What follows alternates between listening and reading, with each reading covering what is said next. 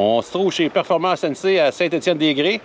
Mon chum JF a besoin d'une strap pour sa machine, puis en même temps, il a fait faire une réparation sur son chain case. Puis on voulait contrôler le niveau d'huile du chain case, là. Fait que on a décidé de faire ça ici. Là, on a eu du trouble un peu, parce qu'on n'était pas équipé, on n'avait pas tout à fait ce qu'il fallait pour débrancher la boîte pour contrôler le niveau du chain case.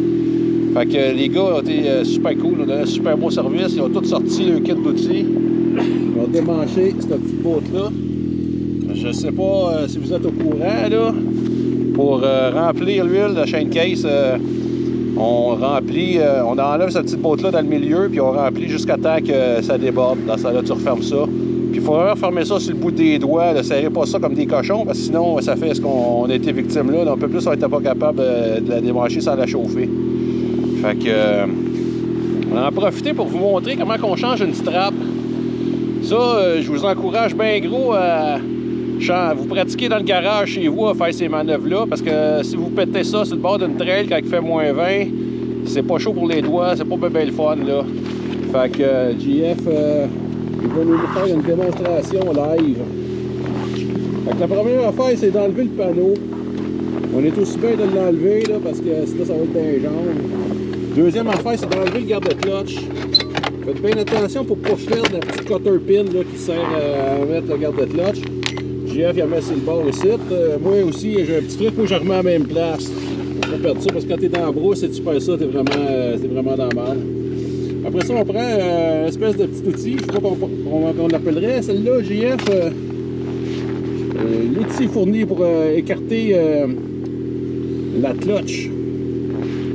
Fait que, là, vous avez un petit trou pour mettre cet outil-là.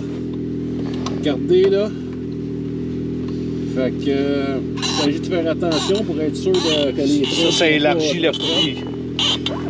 En tournant ça, ben, ça appuie sur les assiettes. Puis ça a comme pour effet d'écarter les deux assiettes. Donc ça nous donne de la place pour sortir la vieille courroie.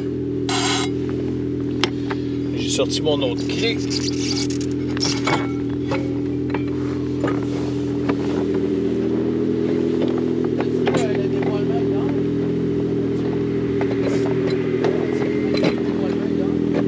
Là, sur votre nouvelle courroie, faites bien attention parce que regardez, il y a un sens de rotation. C'est important de mettre ça du bon bord parce que sinon ça t'offrira beaucoup moins longtemps.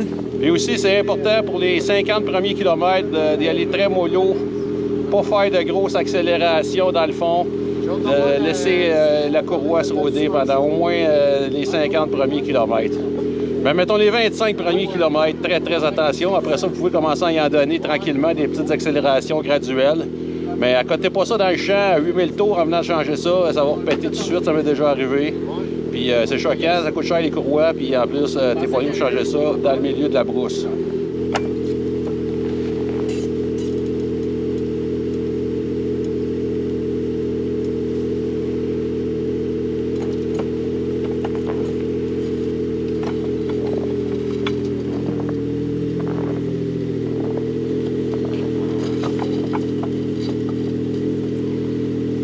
Il va falloir que je réajuste parce que je l'ai ajusté. Vu que sa vieille trappe était usée, il l'a ajusté une couple de fois pour atteindre vraiment la bonne hauteur.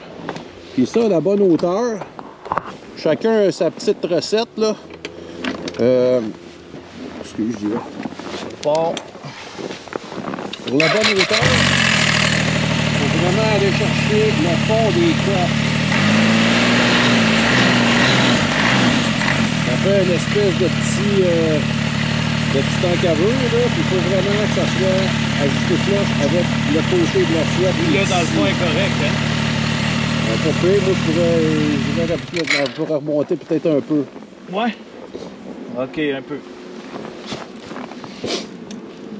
Elle n'est pas à côté encore. Je vais faire un petit tour, là.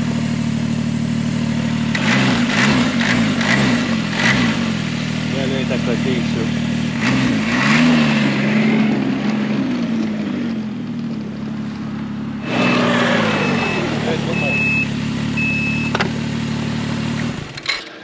Ce qu'il doit avancer.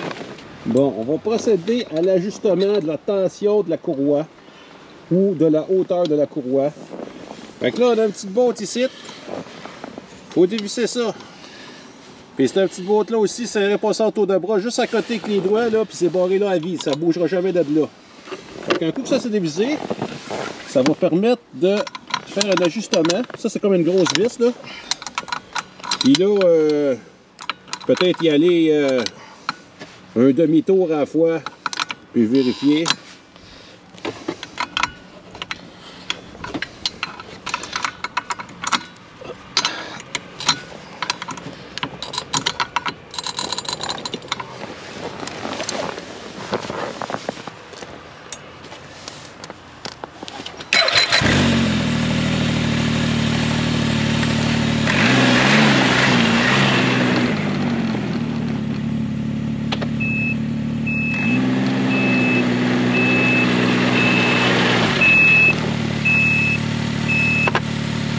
C'est pas correct, hein?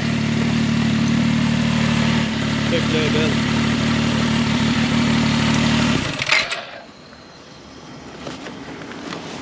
C'est belle, hein? Fait que je sais pas si vous voyez la hauteur des coches, là, mais c'est pas mal ça, l'ajustement recherché.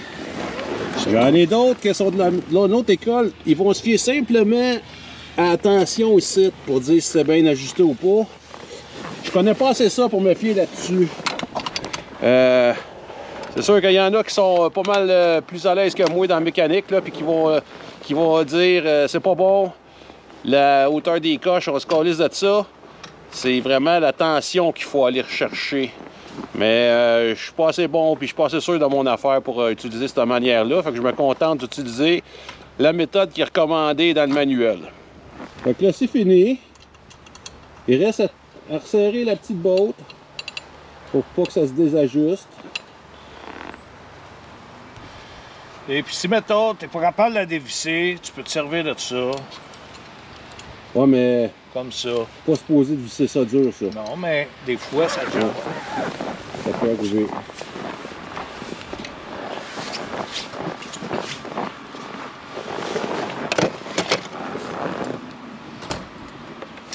Donc là, il va rester à remettre le garde-clutch. Il y a une coche ici, parce que mon doigt. Fait que c'est une espèce de...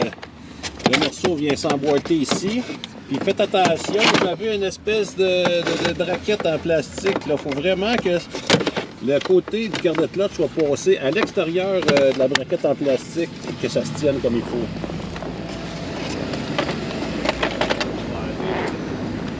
Je vais aller payer mon affaire. OK.